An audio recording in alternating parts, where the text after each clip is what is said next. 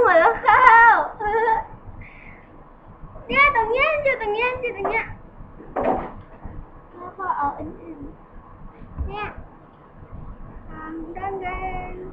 ฝนตกอยู่บนหัวต้นข้าว อุ้ยนกบินผ่านด้วย นกบินได้แล้วนกบินได้แล้วลงไปนั่งอ่ะนั่ง โอ้ยไฟไหม้หัว แล้วข้าวไฟไม่หัวเร็วดับไฟ